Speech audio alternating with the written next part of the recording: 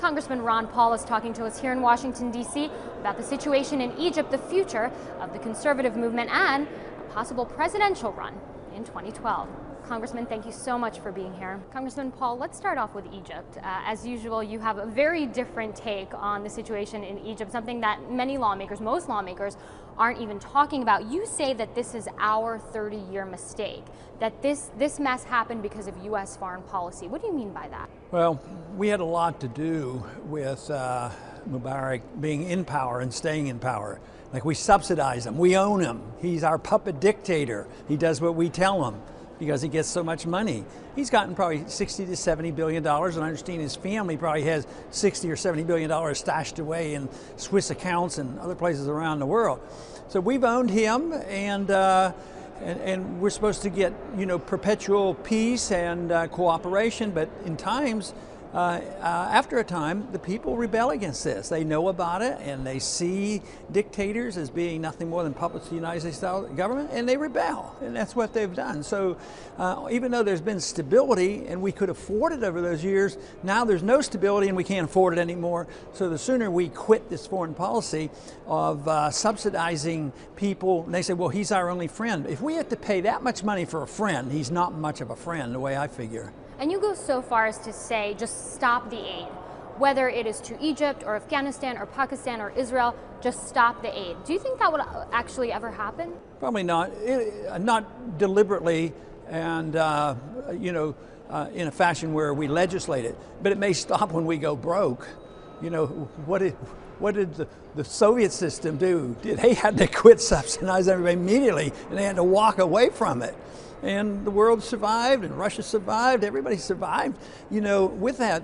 But I'd much rather see it come through legislation rather than waiting for a real crisis to build and have a monetary crisis. And under those circumstances, we just can't send them any more money because the money won't buy anything. So I'm trying to prevent a precipitous and a really disruptive system of it breaking down.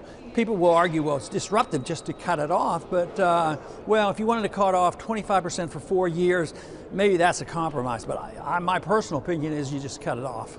But your critics would say, look, we have to look out for the best interest of the United States, therefore we cannot have a non-interventionist foreign policy, because it wouldn't help us, it would only hurt us. Well, I guess if they looked at the facts, they'd find out that intervention hasn't helped us very much at all, because if you look at how many Americans have been killed in Korea and Vietnam and the Middle East and around the world, and how much collateral damage there's been and how many civilians have been killed around the world, I would say that hasn't done us a bit of good, and it's helped move us toward our own bankruptcy. So I don't believe our national security required it. I think we're less safe for it. The threat of terrorism is related to our foreign policy, so I feel less safe because we're over there. I never feel safer for the foreign policy that we have today.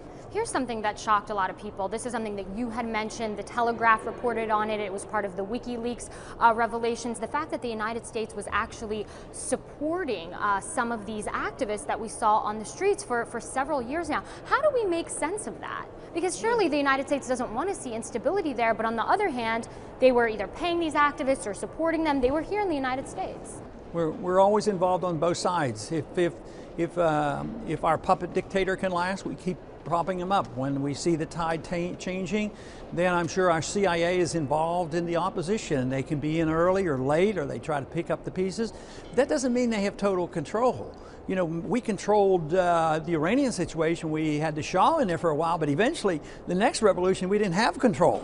And then we end up with the Ayatollah. So long term, I think it hurts us. On the short term, we will always try to buy the influence and stay involved and convince the American people that our national security will be threatened if we don't control these governments. I just don't believe that. Obviously the Conservative Political Action Conference is going on now, and I think that a lot of folks over there would disagree with a lot of your views, especially when it comes to foreign policy. And now, especially this year with Go Proud being included in the conference and you winning the straw poll last year, there's this sort of fear, as they say, that CPAC is becoming more libertarian. Why do you think that for some folks that's such a dirty word? Oh, how horrible. CPAC is going to be stronger for liberty. I see that as wonderful. You know, libertarian. I mean, this is why some folks boycotted this year. Yeah, I saw that comment. So he said, I'm not coming there more libertarian. I didn't know libertarian was a bad word. To me, libertarian is a wonderful word. That means we believe in liberty. We believe in our Constitution. We believe in the Fourth Amendment, the whole works. And we Why is believe it causing such a rift then in the Republican Party? Because some people who call themselves conservative are big government conservatives. So my opposition are big government conservatives and big government liberals. I want libertarians and constitutional conservatives who say that we'll follow the Constitution, we believe in personal liberty, and they come from our old right tradition. So there is a tradition in the Republican Party that objects to us policing the world. So although you hear that, and they've had lots of influence these last several decades, there's still a lot of influence in the past, at least, by Republicans who believed in limited government and a non-interventionist foreign policy. What do you think their ideal America looks like, though? Some of those bigger government conservatives. What did they want to see happen? Well, they feel that America is exceptional and that we're very special. In some ways, I agree with that. But their conclusion is because we're exceptional and so special, that we have this neo-Jacobinism where we have this moral obligation to spread our goodness even if we have to use force. And that was all what the French Revolution was about. See, the difference with me is I believe there's a lot of good traits and a lot of good qualities about Americans, belief in liberty and markets and freedom and sound money, but we should spread our goodness by setting an example.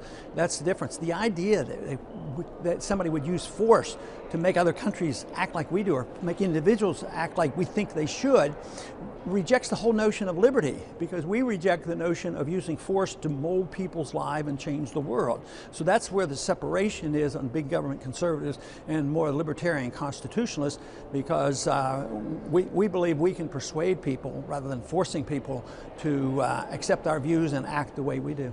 And you know, CPAC is usually a platform or perhaps a test for future presidential candidates. Are you going to be one of them in 2012? Well, I'm going to be a speaker at CPAC, but I have truthfully no decision to make. I am undecided, and some days I'm sympathetic to the idea because I have a lot of supporters urging me to. Then there are other days I think, well, you know, maybe I have better things to do or other things to do. So I am still undecided, and I have a couple months to make a decision. I don't know if you got a chance to see this, but there was an article circulating on the internet amongst your supporters, and the title of it was "A Radical Idea: Ron Paul Runs as a Democrat in 2012." And it basically listed all of the quote-unquote good reasons as to why you should run as a Democrat. For example, your anti-war views, the fact that you want to end the drug war, and many Republicans associate, you know, smoking a joint with immorality. Have you ever considered that, running as a Democrat?